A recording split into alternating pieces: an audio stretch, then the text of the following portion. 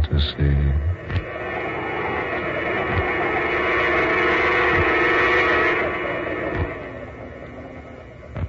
The sleeping dead.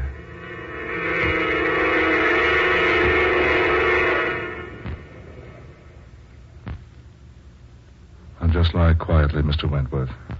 Cotton nurse. Yes, Doctor. Antiseptic. Yes. Pulse? Normal. Temperature normal. How long have you had these symptoms, Mr. Wentworth? About 2 weeks. Have you been walking with a limp as long as 2 weeks? Yes, I have. When did you first notice the injury? Oh, it must have been 6 months ago. Yes, at least that long ago. There was a slight swelling in the black and blue mark. Then it disappeared. I thought nothing more of it until my leg began paining me 2 weeks ago. I see.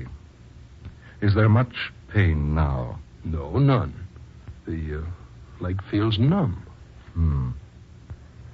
Let me see the x-rays, nurse. Here they are, Doctor. It got so I couldn't stand on the leg more than an hour at a time, and I began walking with a cane. After that, about 3 weeks ago, I couldn't put weight on it at all, and I had to buy the crutches. Who suggested the crutches? Why, no one. You should have seen a doctor 2 months ago. I didn't suspect that anything was wrong 2 months ago. You might have saved your leg. Saved my leg? Yes. I'm sorry, Mr. Wentworth. It will have to be amputated at once. Oh, no. Lose my leg. Lose my leg. Lose my leg. Oh, no, Doctor. No, you can't. You can't. I'm afraid, Mr. Wentworth, it isn't a matter of can or can't. None of us have any choice in the matter now. Oh, but Doctor... Naturally, I can't compel you to undergo the operation. The choice is up to you. But if you refuse, I cannot take your case or be responsible for your life. My life? Yes. Unless that limb is removed instantly, I'm afraid, Mr. Wentworth, the poison in your body will never stop until it has reached your brain. It's that bad, then? It's more serious than I can tell you, yes. Very well, Doctor. Do what you think is best. Oh, no. What was that, nurse? Nothing, Dr. Mason. Nothing. Prepare this man for surgery. Yes, Doctor. Have you any people you wish to notify, Mr. Wentworth? No, no one. No one who would care. You have no living relative, do you? No. What makes you ask? I didn't think so. I mean, we want to be sure relatives are notified in cases such as this. No, there's no one. We'll perform the operation at once. There's just one thing I don't understand. Yes, what's that? I don't know how I got here. You fainted. You were found unconscious by one of my assistants. He saw that you needed medical attention, so he hurried you here. Your name, Doctor? Mason. Dr. Clarence Mason. I see. And the hospital? This isn't a hospital. But, well, then, where am I? You are at my private sanitarium. Sanitarium? Yes. Now, just lie quietly, please. But which sanitarium? You might as well know now. You will, sooner or later. This is Fairchild Sanitarium. Fairchild? The sanitarium on the island? Yes. But Fairchild has been closed for 10 years. Has it? Why, yes. I used to work there just before it closed. Yes, I know. You do? Don't you remember me, Wentworth? No. No, I've never seen you before. Certainly you have. Look at me closely. Look into my eyes. Imagine me without this beard. Picture me as you think I might have looked 10 years ago. Holtz. Abraham Holtz. You see? You hadn't forgotten me. But don't you wish you had? Holtz. No, it can't possibly be. Do you remember, Wentworth, that I once told you nothing is impossible for Abraham Holtz? It is you, Holtz. Yes. I finally caught up with you. Caught up with me? Yes. I warned you 10 years ago that you would suffer for what you did to me. What I did to you? Of course. You thought your testimony against me would give you a good position at the sanitarium, didn't you? My testimony against you was given regretfully, but in good faith. Good faith, you say. Good faith, indeed. You thought by ridding the sanitarium of me, you would win your way into the good graces of Dr. Van Sickle. Dr. Van Sickle died about a week after your trial. Yes. A pity. And strange, wasn't it? What do you mean? That the man who swore out the charges against me didn't live 200 hours afterward. You. They said there was something strange about Van Sickle's death. But whatever it was, it completely baffled the experts. Yes, they're so easily baffled. Poor, stupid nincompoops. You killed Van Sickle. Do you think you could prove that, Wentworth? You were supposed to be in the penitentiary at the time. Yes, and so I was. What? I was in the penitentiary. I am now. Now? Now, you say? Yes.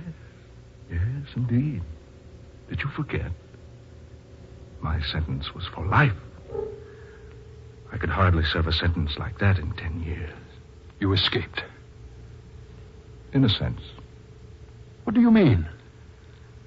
I haven't the inclination to explain it to you now.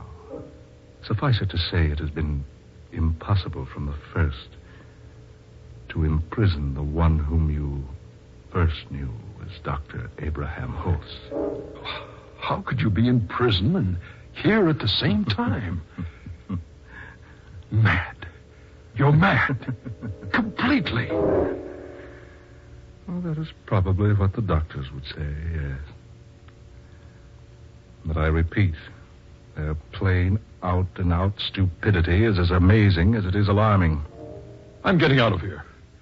Out of here? Well, yes, of course.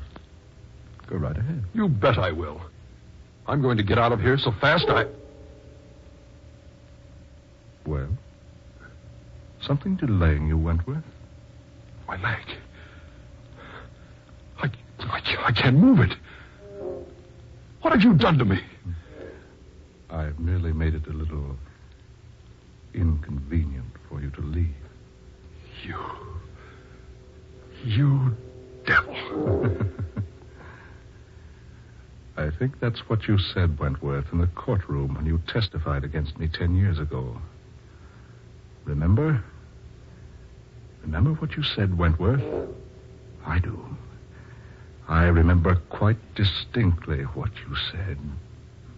You've asked me to testify in this court just what my reaction has been to the practices of Dr. Abraham Holtz.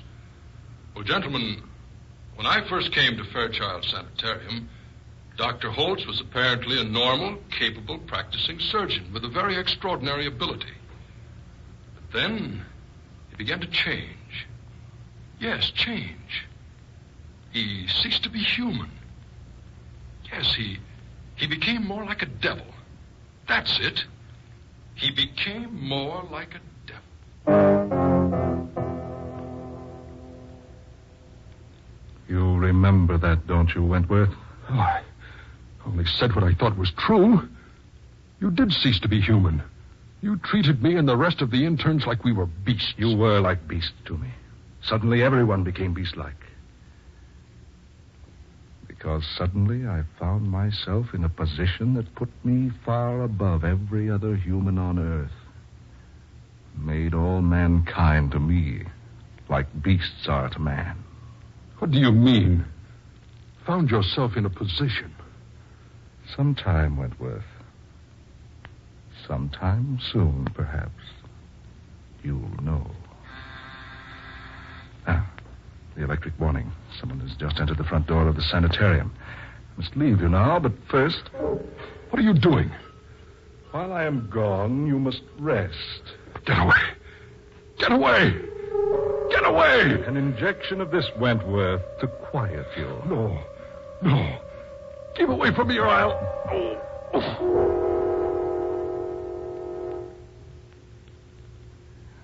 There.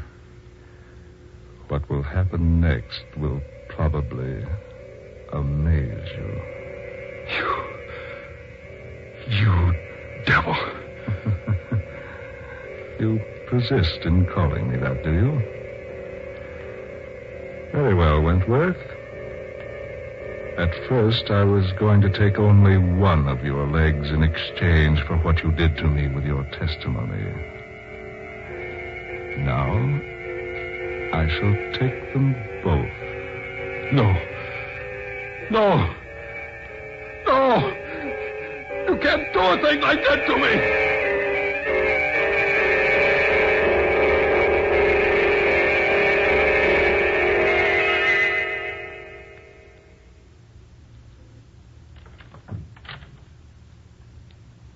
Is Dr. Mason here? Miss Young? Yes. I have an appointment with the doctor. Go away, miss. Go away. Quickly. What? Oh, please. Please, I beg you to go away before it's too late. Too late? Yes. There's nothing but trouble for you here. Trouble? What do you mean? No, I can't tell you. I can't. Just go away, Miss Young, while there's still time. Perhaps, nurse, Miss Young doesn't wish to go away. Dr. Holtz. Oh, please. Quiet. You will go take care of the patient in surgery, nurse. Yes, doctor.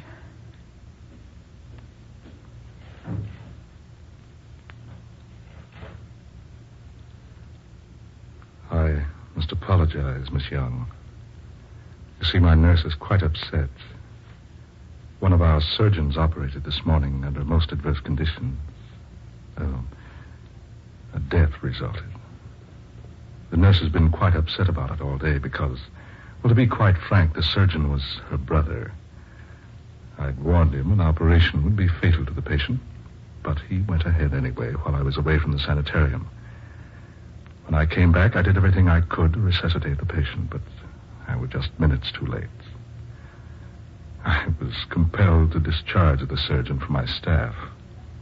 His sister is merely upset about the whole thing. She called you Dr. Holtz. What? Yes, I heard her. She called you Dr. Holtz. Did she? Well, that's her brother's name. She's so confused about everything. No. What? No, I said no. That isn't her brother's name. It's your name, Doctor. Miss Young. Yes. When you telephoned me yesterday, I knew there was something about your voice I vaguely recognized. Now I know. You're Dr. Abraham Holtz. You always were a very keen and intelligent woman, Miss Young. Dr. Holtz. It's nice to see you again, Linda. You escaped from prison. In a way. You lured me here. Pretended you needed a supervisor for your sanitarium. I should have known better. Yes, Linda, perhaps you should have. What do you want? I thought perhaps we could have a good laugh together over my court trial. Laugh? Yes, just so. You remember, don't you, that it was partially your testimony that sent me to prison? You had a fair trial? Are you so very certain I did? Of course. You had every opportunity to explain your devilish actions, but you refused. Devilish actions? Yes. You were a devil. That's what he said just a few moments ago. Who? Wentworth. Paul? Yes. And both of you called me a devil when you testified at my trial. Where is Paul now? You will see him, my dear, much sooner than you expect. What do you mean? I have great plans for you, Linda. Yes, for you and Wentworth. You were supposed to serve life in prison. Life. Life, you say.